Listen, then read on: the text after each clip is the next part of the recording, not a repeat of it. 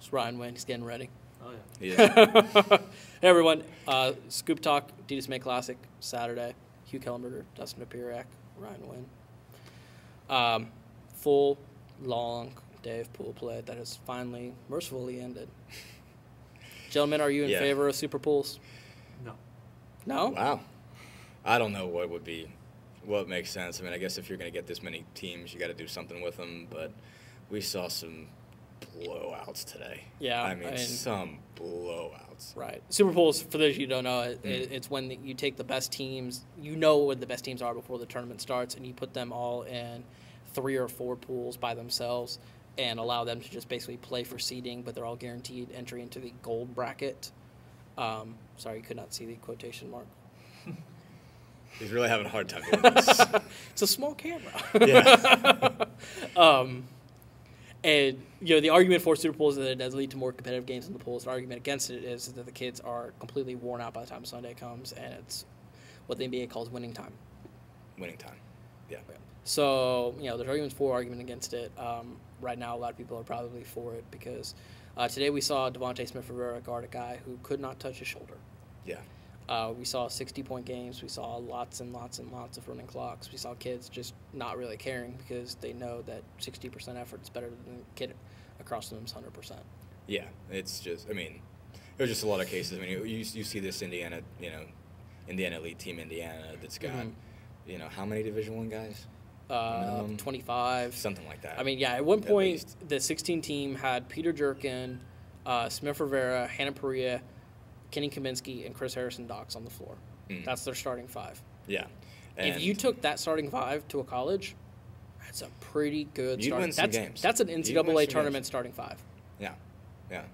In 2012 or 13. In 2000, right. I mean, you're talking about a lot of talent on that team. Yeah, exactly. No, there are some players. And then there's some other teams that look like standard AA high school maybe, and it's just not really fair. Right Guys that are working on their games and hope to start for their high school teams next winter. And it's not to say and that's great. It's just they're just not on that level. That's right. They're just they're at different levels. They're just different levels of players. But anyway, let's talk about recruiting and all that kind of fun stuff. I'll throw out the same question I think we started out with last night. Best player you saw today? I'm gonna go best player I saw tonight, Hannah Perea.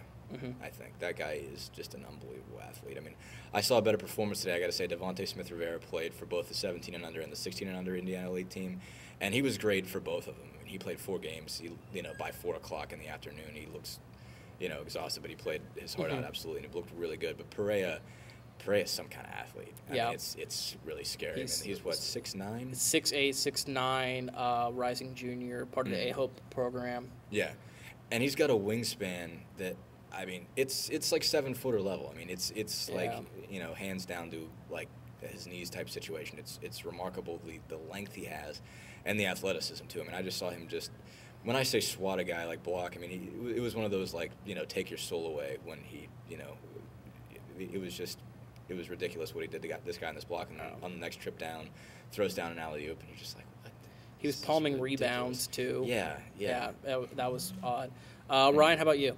I don't think I saw the same level of talent as you guys did. That's because you're the intern and we send you everywhere else. Ryan was watching a lot of the younger kids play, actually. Yep. Yeah, I was over at Twin Lakes in Bloomington North, and I saw one guy that really jumped off the page for me, though, was Glenn Robinson Jr. I thought he had a great game. He twisted his ankle. He finished with 18 points, twisted his ankle, fell on it. It looked really bad from where he was. It looked like it was clutching his knee from where I was sitting. It turned out it was his ankle, and he just got ice on it, so he'll be okay. But he could have had about 25, 30 points if he didn't get injured. He was just dominant. I mean, he wasn't going against obviously the top level talent that he would go against in the Big Ten, but he was getting right to the rim easily. His shot was short. He acknowledged that in the interview I did with him later. He said, obviously I wasn't shooting the ball well. I decided to get to the rim, and he did that really well. And I thought that his teammate C thought he had a really good game too. He just couldn't score as often. He played really good defense. Right. Those are both 2013 kids, right? I think they're 2012 actually. Are they 2012? Mm-hmm. Yeah, they are. They are 2012. That's right.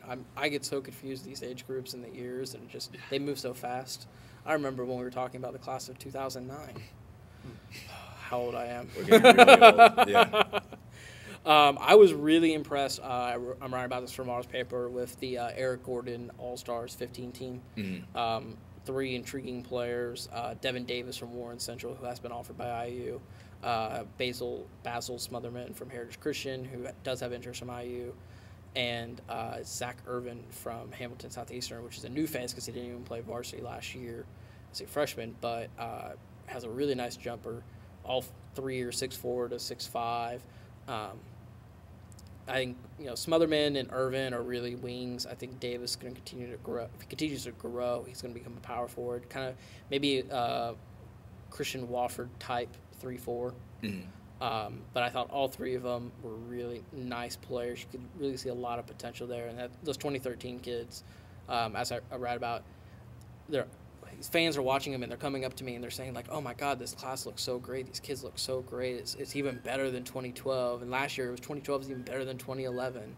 And so what we're seeing, I think, is we've picked apart these 2011 kids, which sounds ridiculous because they're not even high school seniors yet. Yeah. But they've all been on the scene for so long that we've already picked apart their games to such a level where we're ready to move on to the 2013 kids and this idea of what they could be.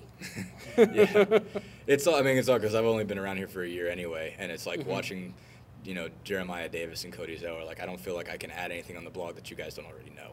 Yep. It's like, okay, like what else am I going to say? I mean, I might be able to, you got to go down to 2012 at least, and maybe 2013 to say anything that that real recruit heads don't know already. I mean, what am I going to tell you about Cody Zeller anymore that you don't already know? Right, and our web hits actually show that. If you look, when we do a video of Cody Zeller, it gets less web hits than when we get a video of a 2012 kid that IU hasn't even offered yet, because of the unknown flux, you guys, which is awesome because we like web hits. We'll take that. Yeah, yes, we're not complaining by any means. We're not upset about that. Guys, was anybody that disappointed you? Anybody that you thought should have shown more, or maybe didn't have the best games?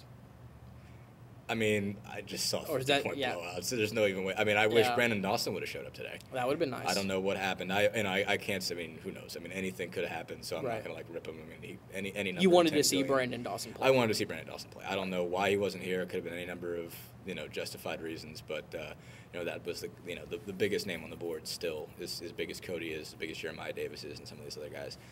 Brandon Dawson is still the highest rated player that was supposed to be in this tournament, and he didn't make it out.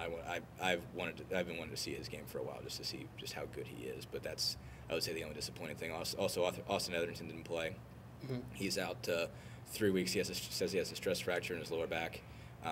So I would think a stress fracture in your lower back would take more than 3 weeks or 4 weeks to heal. But apparently that's it. So but I think he's fun to watch too. I mean, his shot, mid-range and 3-point shot is outstanding. So I think the guy that disappointed me the most, and I can see he was really talented. He's obviously a terrific scorer, but Darryl Hicks for the Ville, he was the only guy I saw, as far as IU prospects go, his team actually lost to a team that looked very physically inferior.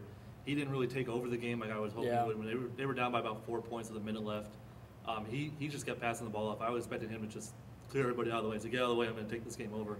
And he didn't do that. He was a little short on his jump shot, but he has amazing speed, good ball handling skills.